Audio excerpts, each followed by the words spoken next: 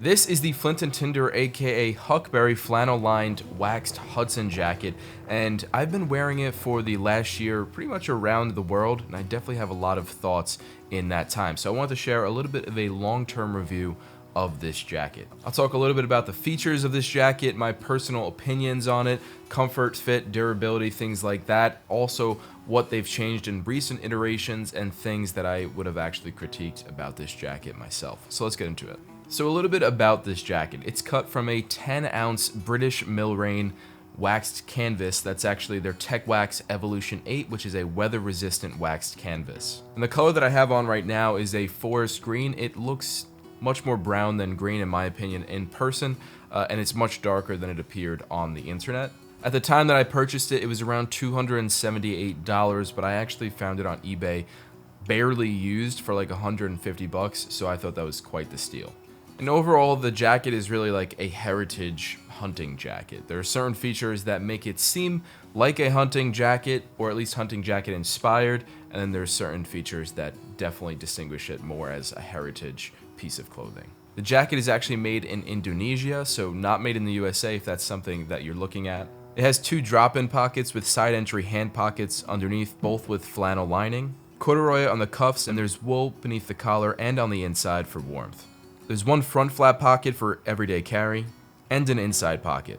There's also a rear game pocket that's lined with corduroy, I guess to keep game nice and cozy.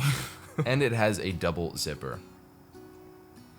The entire thing is flannel lined from the sleeves all the way to the actual body of the jacket, and it's actually made from Abraham Moon, and I really love the design of that flannel lining. I'm actually wearing a very similar Filson lined shirt that is almost exact match, which is kind of funny, but that's actually one of my favorite parts about this jacket.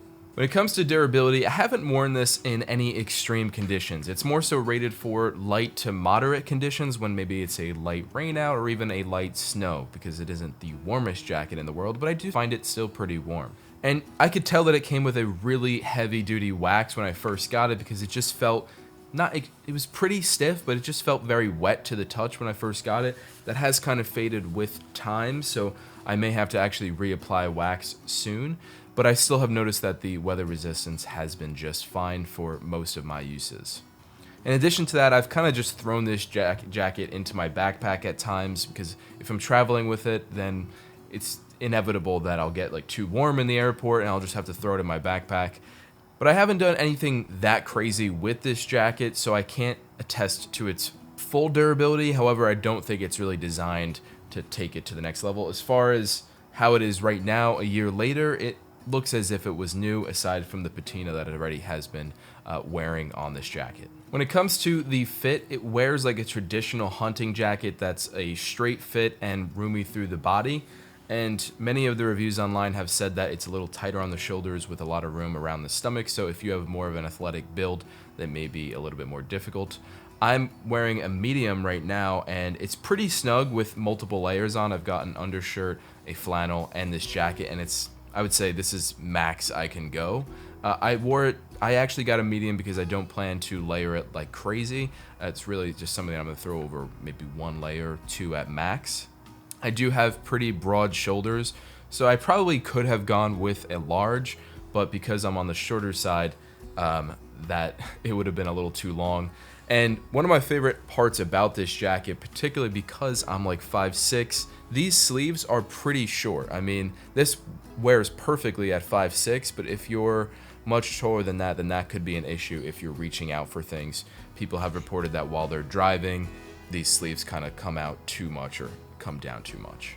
So it's worth noting that Flint and Tinder actually just updated this jacket this week, so there are a few things that they could have changed that they've actually implemented in the newest iteration. So immediately you notice that there's wool underneath this collar here, but if you have it flipped up for warmth on your neck, you still have that canvas material on your neck, which is kind of rough and a little bit colder in the winter time.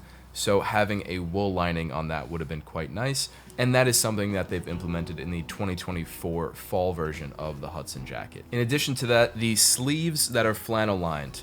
Absolutely love the flannel lining because of that warmth. However, I would have preferred a more silk version or something that it's easier to slip in your arms, because if you have multiple layers on, as I do right now, putting on this jacket, the sleeves will actually come up with whatever undershirt you have on, and things might get tangled when you're taking the jacket off as well. So that's another thing that they've changed with the newest iteration of the Hudson jacket, is that they have silk sleeves rather than the flannel lining. So those are really my only critiques of this jacket, but I otherwise really love it, and even without those two features, I still plan to wear it down to probably high 30s, mid 40s, and I think it looks fantastic. And although Huckberry is not selling this exact iteration, you could probably find it online used. I've seen it going for like $100 online, one person was selling it for, so that would be an absolute steal for this jacket in my opinion, because it is a very nice heritage jacket. But what do you think of the flannel-lined Hudson jacket from Flint and Tinder? Let me know in the comments below, and what do you think of some of the changes that they've implemented on the newest version? Let me know in the comments. Thank you guys so much for watching, and I'll see you out there on the road.